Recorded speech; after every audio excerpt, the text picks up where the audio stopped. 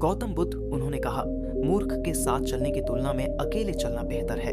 यदि आप चाहें तो सचेतन रूप से आप आज शाम को विकसित हो सकते हैं। कोई इंसान कैसा बन सकता है, इसकी कोई सीमा नहीं है। ये कुछ ऐसा है जो हर इंसान को करना चाहिए।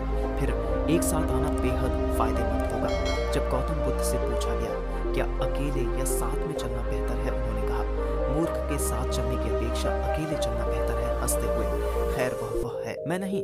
उसे पूरा यकीन था कि कोई मूर्ख ही तुम्हारे साथ चलेगा। हंसते हुए तो उन्होंने कहा, मूर्ख के साथ चलने की अपेक्षा अकेले चलना बेहतर है। तो चलिए वीडियो शुरू करते हैं, लेकिन हमेशा की तरह आपसे एक रिक्वेस्ट है। वीडियो में आगे बढ़ने से पहले प्लीज वीडियो को लाइक और चैनल को सब्सक्राइब करके बेल आइकन की घंटी दबाकर ऑल को जरूर सेलेक्ट कर ले दोस्तों। इस देश में कुछ कहानियां कहती हैं, जब आप छोटी और त्वरित यात्रा करना चाहते हैं तो अकेले चलें। जब आपको लंबी यात्रा करनी हो तो साथ साथ चलें।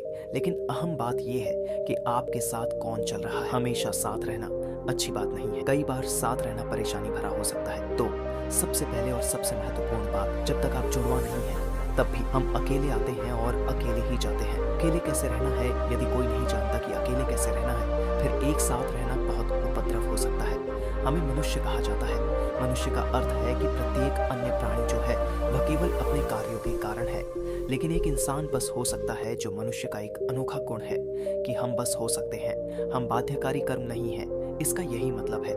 हमारा कार्य सचेत और विवेकपूर्ण है। लेकिन आमतौर पर जब लोग एक साथ मिलते हैं, आमतौर पर लोग बाध्यकारी कार्रवाई में होते हैं।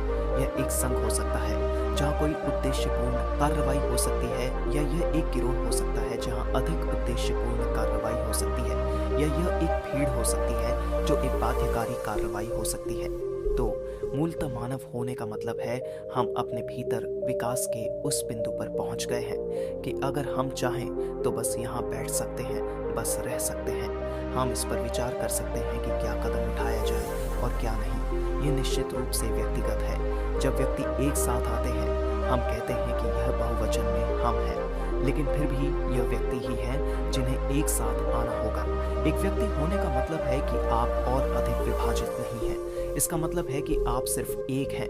आज शाम आप किस केमान विकसित हो सकते हैं यदि आप इच्छुक हों। इसमें 10 लाख वर्ष नहीं लगते, क्योंकि हमारा विकास अब जैविक नहीं है, हमारा विकास सचेतन है। प्रत्येक अन्य प्राणी के लिए यह निश्चित है। प्रकृति ने 2 रेखाएं तय की हैं जिनके भीतर हर दूसरा प्राणी रहता और आता जाता है। लेकिन एक बार जब आप एक इंसान के रूप में आ गए तो केवल निचली रेखा होती है, कोई ऊपरी रेखा नहीं होती। कोई इंसान कैसा बन सकता है, इसकी कोई सीमा नहीं है। इसलिए इससे पहले कि हम खुद को लोगों के साथ जोड़ें, क्या अकेले होने में शक्ति है? यह हर दिन सुबह या आपके जीवन की एक निश्चित अवधि के लिए अच्छा होगा। यदि कोई स्वयं के साथ थोड़ा समय बिताने के लिए पीछे हट जाए और देखे कि कैसे यह किस तरह से कल की तुलना में थोड़ा बेहतर हो सकता है। यह जिंदगी जो कल थी उससे थोड़ी बेहतर जिंदगी कैसे हो सकती है, क्योंकि ज्यादातर लोग अपनी जरूरतों के लिए एक साथ आ रहे हैं। जरूरतें पूरी करने के लिए लोग एक साथ आते हैं। कुछ लोग किसी उद्देश्य या मकसद को पूरा करने के लिए एक साथ आते हैं। कुछ लोग खाने पीने और साथ रहने के लिए एक साथ आते हैं, क्योंकि वे अकेले नहीं रह सकते। ये कुछ ऐसा है जो हर इंसान को करना चाहिए। एक निश्चित अवधि में आप एक काम करें, सिर्फ 24 घंटे हर चीज से ब्रेक लें। एक निश्चित अवधि में आप एक काम करें, सिर्फ 24 घंटे हर चीज से ब्रेक लें। आज नहीं, अभी आप लोगों के बीच हैं। आप कभी कभार सिर्फ 24 घंटे का ब्रेक लें और न पढ़ें, न टेलीविजन देखें, न फोन का उपयोग करें।